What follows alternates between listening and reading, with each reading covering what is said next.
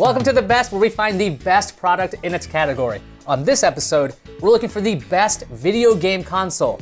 I'm Ayaz Akhtar with our expert, Jeff Bacalar.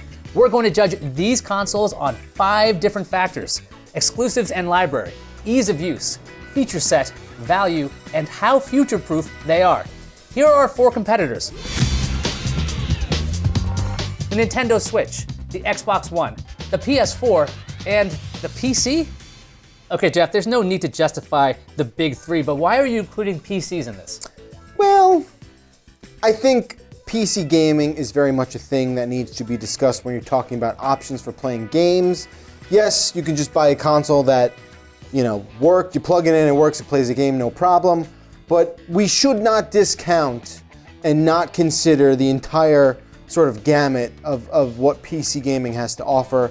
So that is why I felt it important to include PCs in our discussion of the best console. And the thing is, consoles are also becoming much more like PCs as well. So yeah. It's kind of getting into this little mixed area. They are PCs.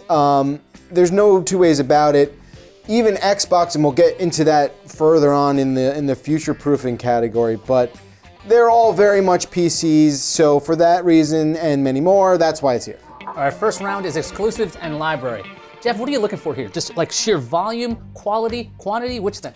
I'm looking for a little bit of everything. I think primarily, most importantly, is first-party exclusives. Games you can only play on PlayStation, on Xbox, and a Switch. And then after that, a close second is the sort of variety in the library and that kind of thing. Like, okay, can I play, a whole back vault of games? What does the ecosystem look like? All that. So for big exclusives, the Xbox got, what, Gears of War? They've got Gears of War, they've got Halo, they've got Forza, that's kind of it. They've got Crackdown, if you're into Crackdown, and that's kind of where it teeters out a little bit. PlayStation has God of War, Uncharted, The Last of Us, a pretty hefty list, and then of course Nintendo has got your Marios and your Zeldas, and your carts, and your parties, and your Nintendo stuff. They got like a death grip on Mario. Yeah, you're not getting him anywhere else. No, he's Nintendo. Why would he ever go to another guy? It happened to Sonic a long time ago. Yeah, that's a shattered past.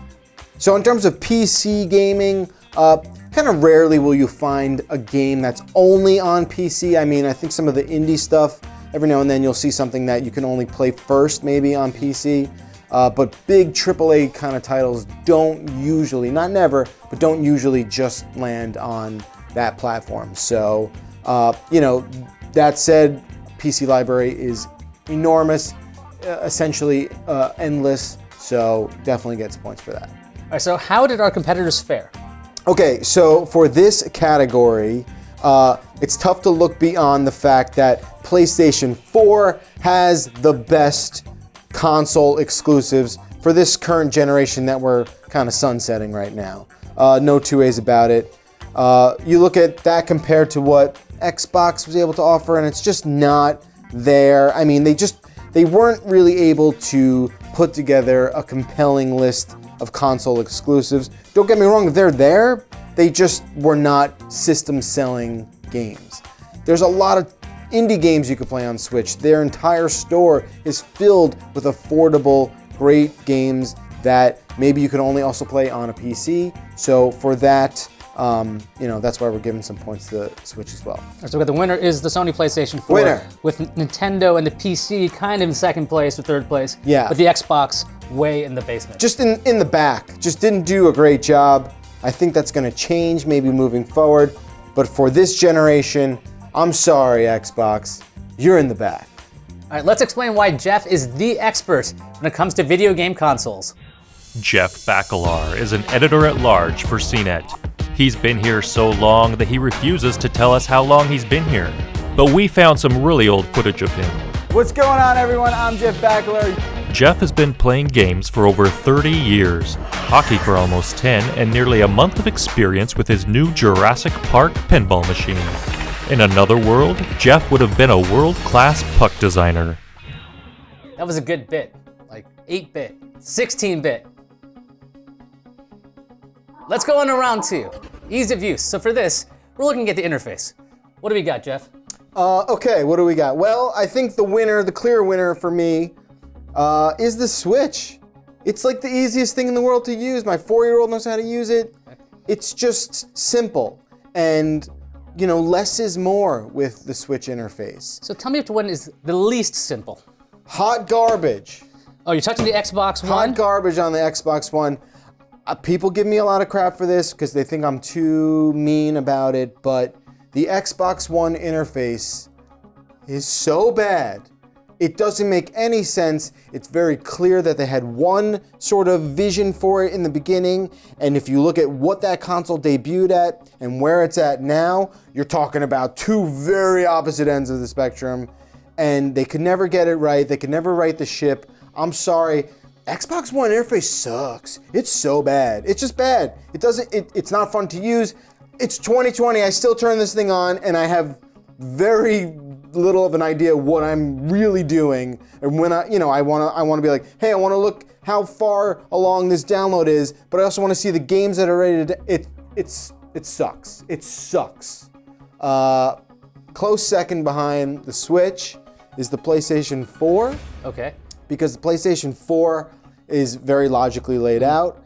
I think as it's aged in this console generation, it's gotten a little sort of convoluted, but still at its core, the philosophy and the basic foundation the user interface is built on is superior, and I still think it's an easier thing to use and wrap your head around.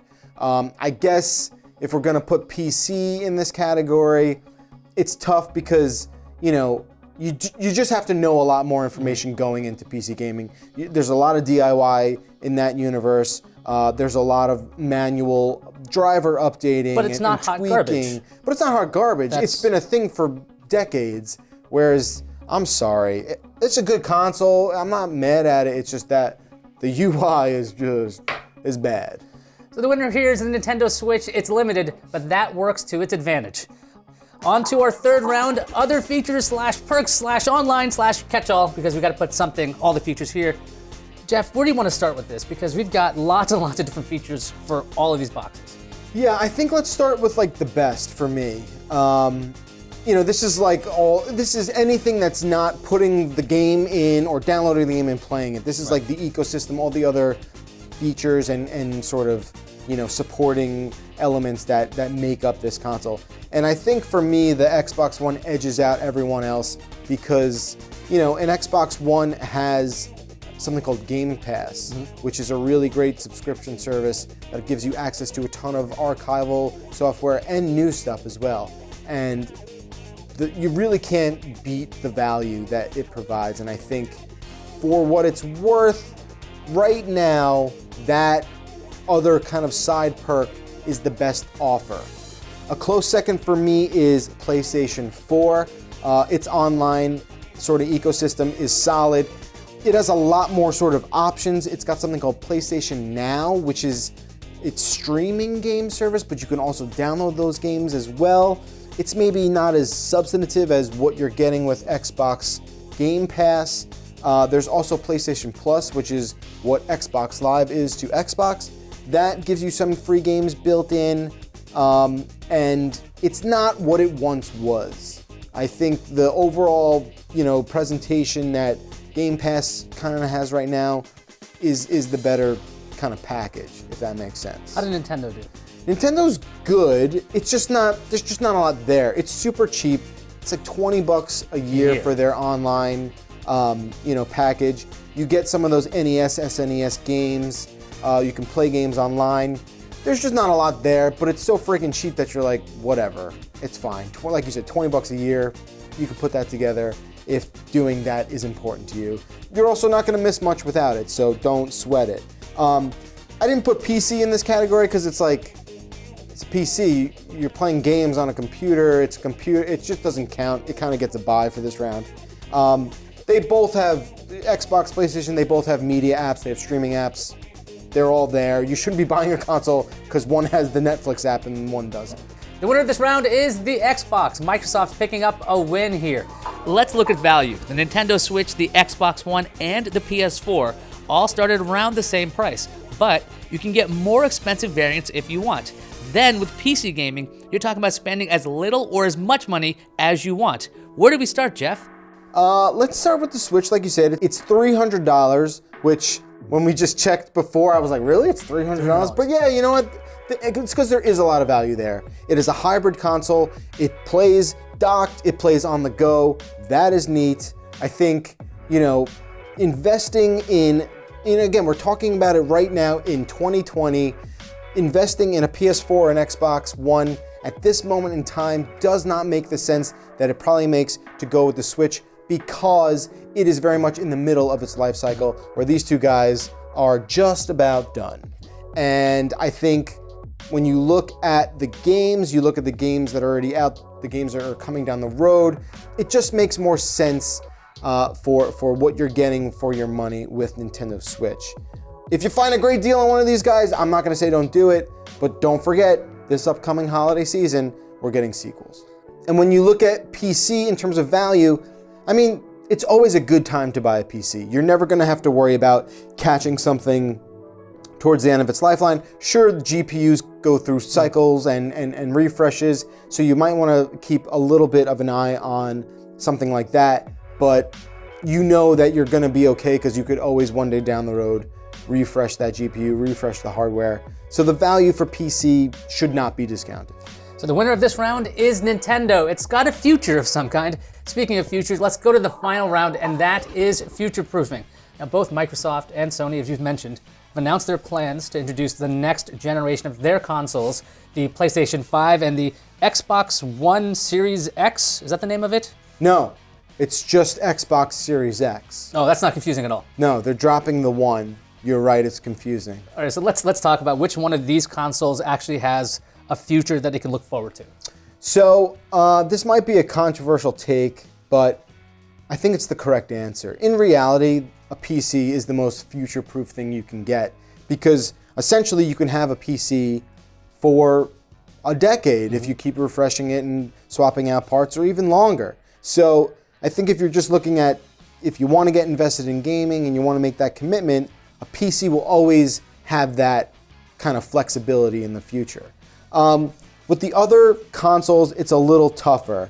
I gotta say, if you look at what Xbox is doing with their sort of overall philosophy, it does feel like you might not need to buy an Xbox Series X, because the way I understand it is all first-party Xbox games will also be on PC. So if you want to just have a console, an Xbox console, plug and play and works and just does its thing, you can get a Series X. But if you have a decent gaming PC, it sounds like you'll be able to play all those exclusive Xbox games on your PC.